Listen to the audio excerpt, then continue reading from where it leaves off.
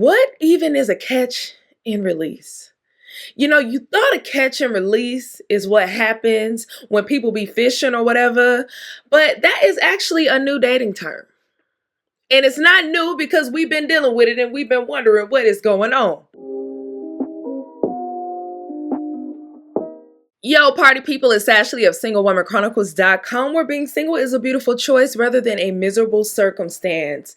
And today, I'm putting y'all up on the dating terms that are hot in these streets because folks is out here making stuff up, but they're also attaching terms to what we've already been going through, okay? So today's episode is going to be about catch and release. What even is a catch and release?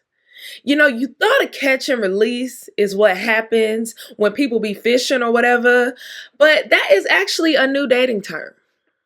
And it's not new because we've been dealing with it and we've been wondering what is going on. And a catch and release, people, is when someone is loving the chase. They chase you all up and through, all up and round, okay? And as soon as they get you, they act like you chased them. That's exactly what a catch and release is, and let's talk about it today. Now, I want you guys to be up on these games because I'm pretty sure most women listening to this right now have been victim to a catch and a release. It is a very, very ghetto game in these dating streets, right? So you gotta stay woke. What my boy said, what was it? Childish Gambino. He said, stay woke. We gotta stay woke out here in these streets, okay? So I can recall a few catches and releases in my day. So one in particular, I remember like it was yesterday. I don't know about y'all, but I nickname the men in my life who make me upset. So this particular gentleman, I'm petty, it's fine, whatever. I call him Mothballs. You might wonder why I call him Mothballs. I call him Mothballs because he moved back home with his parents in the midst of us dating, and they house smell like mothballs. So every time he came around me, he smelled like mothballs. So hence the name Mothballs. Anyway, Mr. Mothballs knew me just from back in the day. We used to work together. I was actually his manager at the time. Now, he is 5 years younger than me, and I was 24 at the time where I was his manager, I believe. 24 or 20. No, I wasn't. I think I was 26. One of the majors, I was them. I was like in my early 20s, and he was still in college, like 19, 20. I'm not looking at this man, but I guess he looking at me, child. So over the years, after like I left the job, ended up getting laid off, and like we were Facebook friends somehow.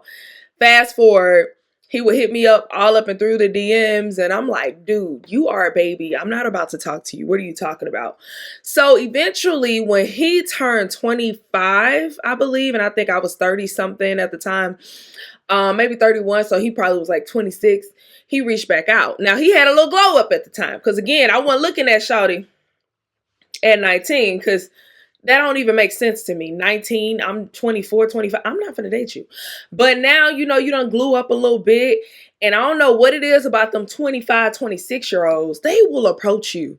They will approach you. They are not like these 30-somethings, because these 30-somethings act like they don't know how to talk to women no more. I don't know what it's about. But them 25, 26s, they some shooters, okay? They are some shooters, okay? So he ended up hitting me up. He had a little glow up. He grew a little beard or whatever. He started dressing better, smelling good. So, of course, we started hanging out. Now, mind you, this man done chased me since he was 19. He's now, 26? So I'm finally paying him attention. And this is why they tell you not to fall for or date the man who has been talking to himself in your DM for years, because these men, sometimes they just want the ego boost of the chase. Sometimes they actually wanted you before, but because you rejected them, now they just want payback. I don't even know what it is, but it still was like a catch and release type situation. Because as soon as he got me, y'all, he just stopped. Like, he stopped really putting effort in. We were still going out and stuff, but like, he stopped complimenting me. He stopped like really want to spend time with me like that. Just all of this stuff. And it was just like very ghetto. And I'm going to tell you the truth. A catch and release really makes you question yourself as a woman, because you start to wonder like, dang, he was really rocking with me before and he was chasing me heavy. So what has changed? Like, what has happened? Have I done something? That's immediately our first reaction. Most women, our first reaction is, did I do something wrong? Was it something I said? Did I gain weight? Am I looking different? Do my breasts stink? Like, what's going on? You know what I mean? So you got to stay hip on a good catch and release. Now, you might ask, why do men even do this? I don't know. I'm not a man. I can't tell you why they do what they do. Now, if I were to guess, I would say, or I'm going to tell you what the Urban Dictionary says. The Urban Dictionary says that men who catch and release, they are men who like the excitement of romance, the excitement of the attention and flirtation, but they don't want the commitment, right? They just want what they want. Now, I'm going to tell you a few ways to peep if you have found yourself in a catch and release situation. And then I'm going to give you some tips on how to avoid said catch and release situation. Okay, because I want y'all to be safe out here in these streets. Okay. So a good way to know if you're in a catch and release situation. Okay, before I even go over there, men on dating apps, the majority, and I'm sorry, I say this all the time because I heard this video from good old Tony Gaskin. If you follow him, he's amazing. Tony Gaskin talked about men on dating apps and how most men on dating apps, he said out of a million, if it's a million men on a dating app, only 1,000 of these million have good intentions. And y'all heard what I said. 1,000 of the million. I don't know how much percentage that is. What that, like 5%, 10%? It's a very small percentage. They have the good intent to want a relationship, monogamy, or something. Most of them are on their catch and release game. Before I keep going, I'm looking back and forth because I'm looking at my phone and I'm looking at my computer. I don't want y'all to think I'm cross-eyed. I'm not. I'm just recording on two different things.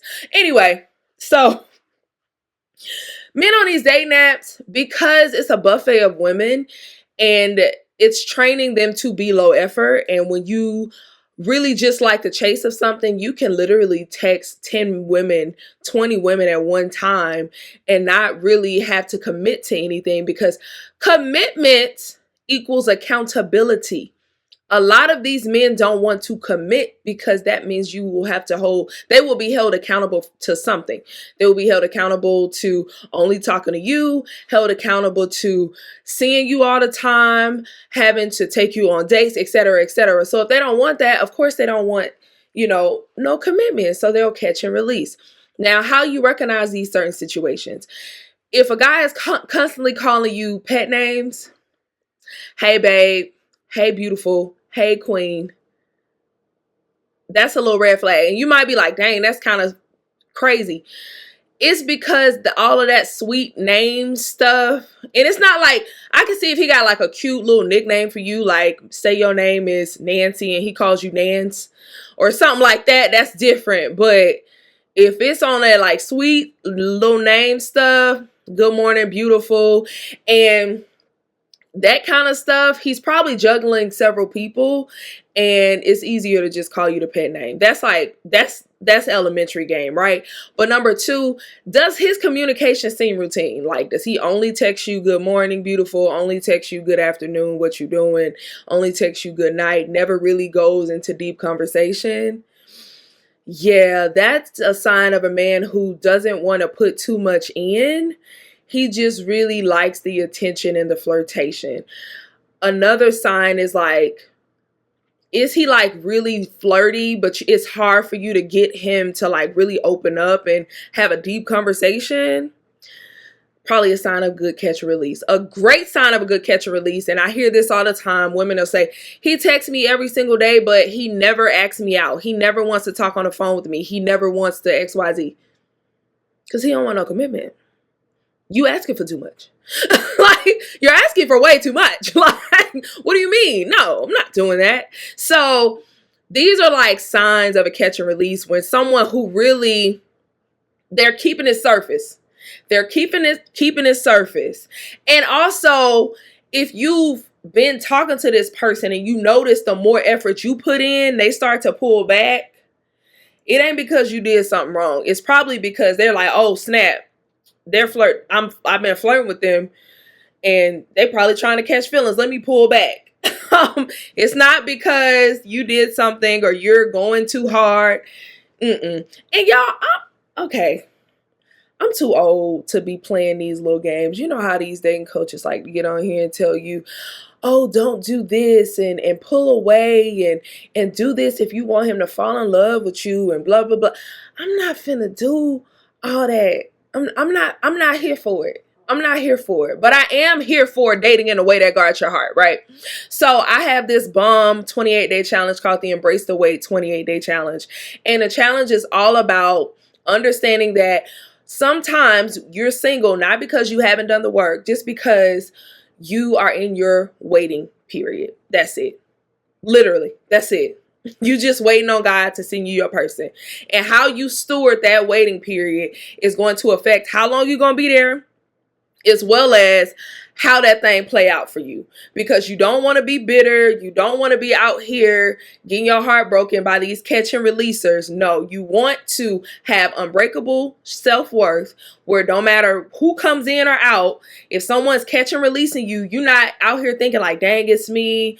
Dang, what did I do? Next time I got to do X, Y, and Z. Next time I got, nope. You ain't thinking about that. But also you're dating in a way that guards your heart. Dating is not as exhausting as y'all make it seem. It's only exhausting because most likely you are doing it wrong. You are not dating in the way that guards your heart.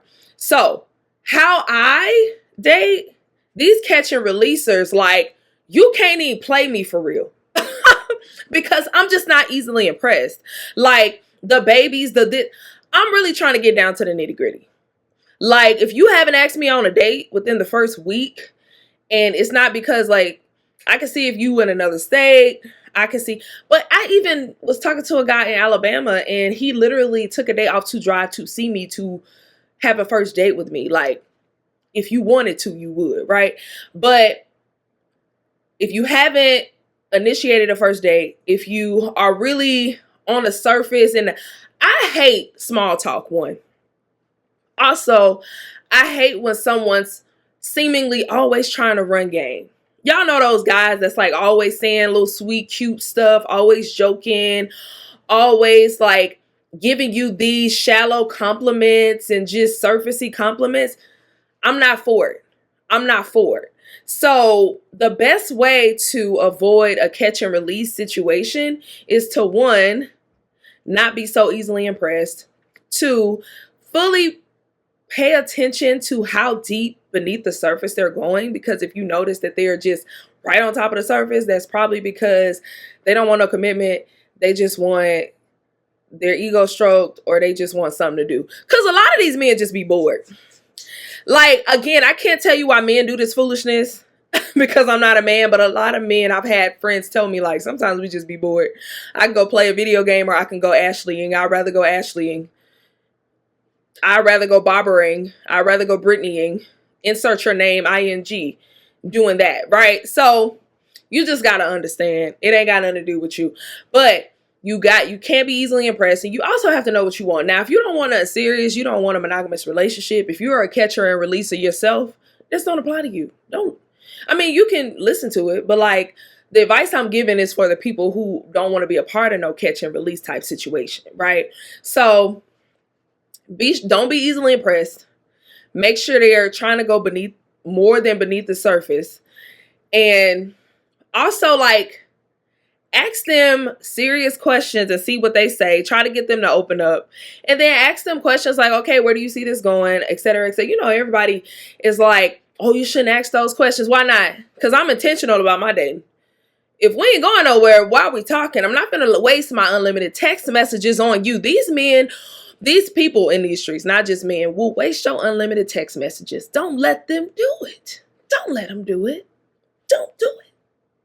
All right, but I think I've spoken enough. I've been ranting. Until next time, y'all, stay safe out here. And if you want to hear more about the Embrace the Way Challenge, click the link below to join. Also, if you want to just hop on a call so I can talk to you about it, no pressure to join, just talk to you about it. You can schedule a call below, or you can email me at info@singlewomanchronicles.com. Don't forget to like, comment, and share. Until next time, bye.